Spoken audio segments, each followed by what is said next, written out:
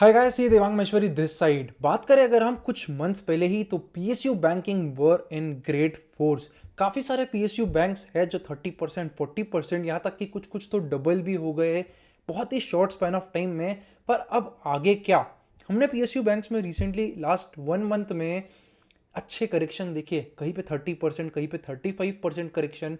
क्या हो सकता है आगे पीएसयू बैंक्स में? क्या पीएसयू बैंक्स का बुल रन यहीं खत्म हो गया?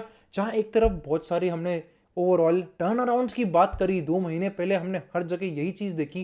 क्या वो चीज अभी भी एप्लीकेबल है? क्या यहाँ पर पीएसयू बैंक्स का जो बुल रन था ये खत्म हो गया है और आगे कुछ नहीं होगा?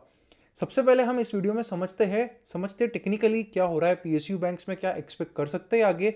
फिर हम दो popular stocks, Punjab National bank और बैंक ऑफ बड़ौदा का और एनालिसिस करेंगे, समझेंगे आगे बैंक्स में क्या हो सकता है। चलिए शुरू करते हैं। सबसे पहले हम पीएसयू बैंक का ओवरऑल चार्ट से शुरू करते हैं, देखते हैं आगे क्या हो रहा है और क्या अभी तक हुआ है। तो ये आपकी स्क्रीन पे जो है ये है Nifty PSU bank. Okay, monthly chart है ये। ओवरऑल अगर हम स्टार्ट का एनालिसिस करें तो काफ़ी बड़ा ट्रेंड लाइन ब्रेक यहाँ पे देखिए। ये पर्टिकुलर एक और रेजिस्टेंस, एक और रेजिस्टेंस, यहाँ पर हमको एक काफ़ी बड़ा ब्रेकआउट मिला था इस ट्रेंड लाइन का, जहाँ से हमने काफ़ी अच्छा बुल रन देखा। ओवरऑल जो इंडेक्स देखे हम यहाँ से 35% का move with in span of सिर्फ 2 मंथ्स मिला। जहाँ इंडेक्स 35% गया, वहाँ बहुत सारे छोटे छोटे जो बैंक्स है पीएसयू बैंक्स, कुछ 60%, कुछ 70%, कुछ 30%, कुछ डबल, कुछ 1.5x हो गए सिर्फ 2 मंथ्स के अंदर। बट अगर हम लास्ट 2 मंथ्स देखें, हुआ क्या यहाँ पर? एक अच्छा रेजिस्टेंस था ये पर्टिकुलर लेवल का, ये लेवल का, ये लेवल का, और सेम लेवल से हमको वापस यहाँ पर रेजिस्टेंस देखने को मिला।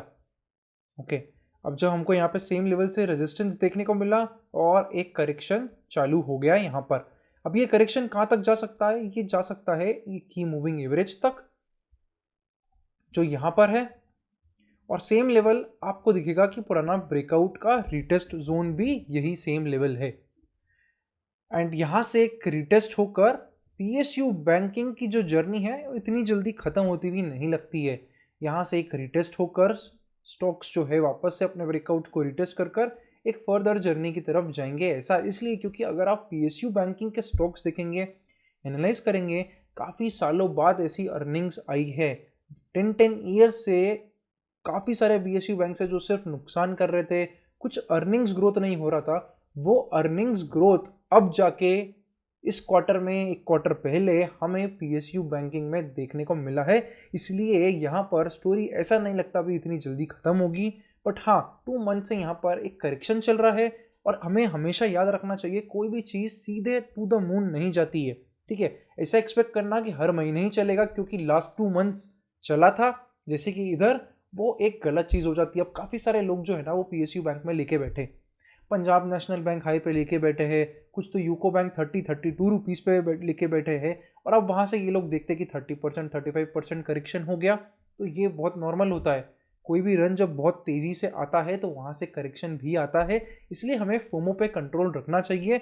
मैंने काफ़ी सारे लोगों से इंटरेक्ट करा, सब यही चीज़ बोलते हैं, अरे पीएसयू बैंक हमने वो ले लिया, 20% डाउन है, 25% डाउन है। तो ये प्रॉब्लम किसी और की नहीं है, ये आपका फियर ऑफ मिसिंग आउट है। आपके एकदम तेज़ी में हम लॉजिक्स भूल जाते हैं, इमोशनल बेसिस पे डिसीजन ले लेते हैं, और इसलिए फिर आपको टेम्पररी नुकसान दिखता है या काफ़ी बार अच्छा नुकसान भी रियलिटी में हो जाता है। तो यहाँ पर पीएसयू बैंक एक रिटेस्ट की तरफ जाएगा 3400 लेवल्स के आसपास, और रिटेस्ट से एक्सपेक्टेशन है कि रिटेस्ट लेके आगे वापस बढ़ेगा, अपनी जर्नी को कंटिन्यू रखेगा। चलिए यहाँ पे हम दो स्टॉक की बात करते हैं। सबसे पहला हम देखते हैं पंजाब नेशनल बैंक। काफ़ी सारे लोग इसमें हायर लेवल पे स्टक है, मुझे क्वेरीज आती है। चलिए देखते हैं। अब देखिए पीएनबी और हमने जो पीएसयू बैंक का चार्ट देखा, कितनी सिमिलरिटी है। वहाँ पे भी ऐसे ही 3 महीने का ब्रेकआउट देखा था हमने, और वो भी रिटेस्ट होने आ रहा था। और वैसा ही यहाँ पर हम देख रहे, 3 महीने ऊपर गया सेम स्पीड पे और रिटेस्ट चल रहा है। तो 44-45 लेवल्स का एक अच्छा ब्रेकआउट का रिटेस्ट जोन बनता है, जहाँ पे आप ये स्टॉक को अक्यूमुलेट भी कर सकते हैं। देखिए, ये फाइनेंशियल एडवाइस नहीं है, मैं आज के चार्ट के बेसिस पे आपको खाली एक एनालिसिस करके बता रहा हूँ। फाइनली लेना है नहीं लेना है, ये सब आप आपके फाइनेंशियल एडवाइजर, अपने पोर्टफोलियो रिस्क, पोर्टफोलियो रिटर्न्स सबको देखते हुए डिसीजन लेना रहता है हमेशा। यहाँ पे एक रीटेस्ट होने की अच्छी चांस है कि 44, 45, 46 लेवल से रीटेस्ट होगा और फिर आगे स्टॉक जो है वो इस रीटेस्ट के बाद कंटिन्यू मूव अप करेगा। ओवरऑल देखिए, अगर हम पंजाब नेशनल बैंक काफ़ी साल बाद हमको यहाँ पे एक अच्छा ब्रेकआउट मिला है, रन मिला है, एक ट्रेंड जो है वो हमें यहाँ पे चेंज होती हुई दिखती है। अब बहुत सारे लोगों ने क्या करा, ये पर्टिकुलर रेजिस्टेंस जोन आपको दिख रहा है यहाँ पे, यहाँ पर इसी पर्टिकुलर रेजिस्टेंस जोन के बहुत पास में खरीद लिया, जैसे कि 60 रुपीज़ में। तो अभी उनको स्टॉक डाउन दिख रहा है 20%, क्योंकि आप एक चीज़ आप मिस कर गए। जब भी आप कुछ खरीद रहे तो देखिए उसमें मूवमेंट कैसा आया है। आप इनटू द रेजिस्टेंस तो नहीं खरीद रहे। स्टॉक का एनालिसिस करना ज़रूरी होता है। रैंडम इमोशनल बेसिस पे if you will take decision, it will always hurt you. Okay, so Punjab National Bank में एक रीटेस्ट के बाद आगे अप ट्रेंड कंटिन्यूएशन की ओवरऑल एक्सपेक्टेशन है। बात करते हैं बैंक ऑफ बड़ौदा में।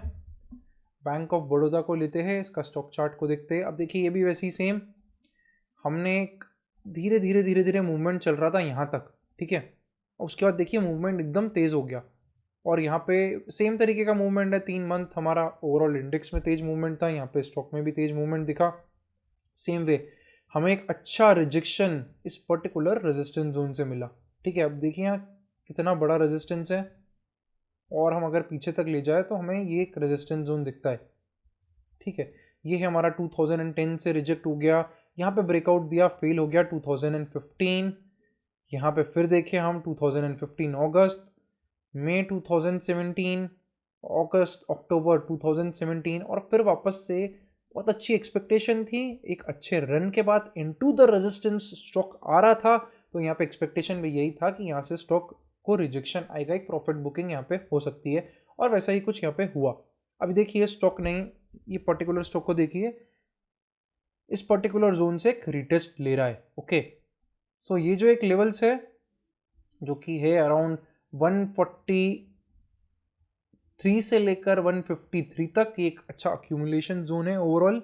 और यहाँ पे एक वैसी उसी तरीके का ब्रेकआउट का रीटेस्ट हमको दिख रहा है जिस तरीके का रीटेस्ट हमें पंजाब नेशनल बैंक में दिखा था। ओके, बट ये जो रेजिस्टेंस रहेगा ये काफ़ी हाई रेजिस्टेंस रहेगा इस पर्टिकुलर स्टॉक में, क्योंकि बहुत पुराना रेजिस्टेंस है। मल्टीपल 5 to 6 टाइम जैसा हमने यहाँ देखा, यहाँ से एक अच्छा रिजेक्शन आया है।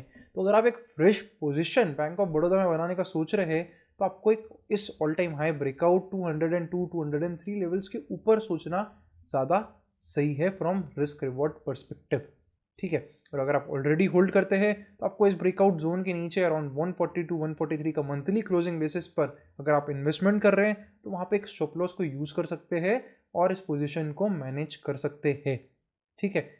स्टॉप लॉस का यूज़ करना हर केस में ज़रूरी होता है। आप भले इन्वेस्टमेंट कर रहे हैं, आप भले ट्रेडिंग कर रहे हैं, अगर आप स्टॉप लॉस यूज़ नहीं कर रहे तो दुनिया की कोई भी पावर नहीं है जो आपको नुकसान करने से बचा सकती है over the period. So overall index एक रिटेस्ट की तरफ जाता हुआ दिख रहा है। ऐसा नहीं होगा कि रिटेस्ट होने के अगले मंथ ही सब कुछ वापस बुल रन में आ जाता है।